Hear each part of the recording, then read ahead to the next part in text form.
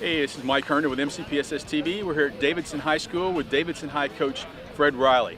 Coach Riley, very successful year last year, made the playoffs, had a lot of kids graduated. What can we expect to see out of the Warriors this season? Well, you're right. I mean, we had 62 guys on the team last year. 27 of them were seniors. Every skilled player on offense is playing college football somewhere. That was one of the most explosive groups offensively we've ever had. 35 points a game, that type of stuff.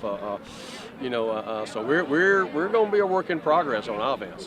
Defensively, we lost some guys, but we played a lot of guys on that side of the ball and created a lot of depth. And this year's bunch is going to be pretty good. I think if our offense just don't put them in too many bad positions early, I think they'll be a good group. Joe Montano, our kicker, I think is the best kicker around. He's just going to be a junior.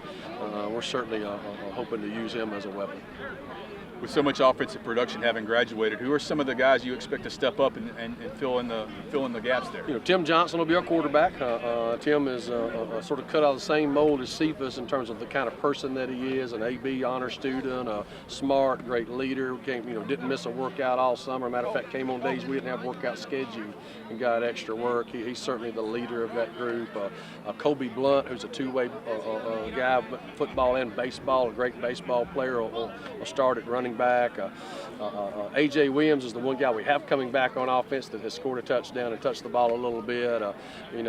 He'll certainly get the ball in his heads a bunch. Cameron Peoples is our other returner on offense as starters, a tight end. I think he's certainly an FCS type player, even a small FBS guy.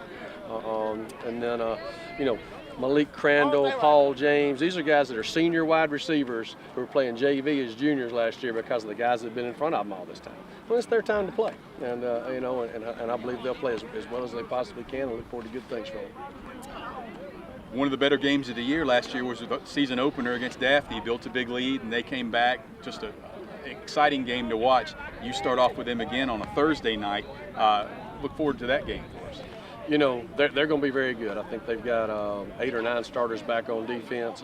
We actually sort of mirror one another other than they have their quarterback back. I think we're both young in the offensive line.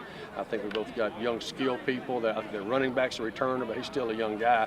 And then defensively, we're both sort of the same there with a lot of guys back. I think they lost maybe their first 2 games, then won 8 in a row, and then so they started to believe as time went on. They probably started to believe as much as anything in the second half of our game, and because of how that game turned out. I think if we hold up our end of the bargain, it'll be a heck of a football game. If we don't hold up our end of the bargain, everybody will get home in time to watch whatever's on TV at 9 o'clock on Thursday night.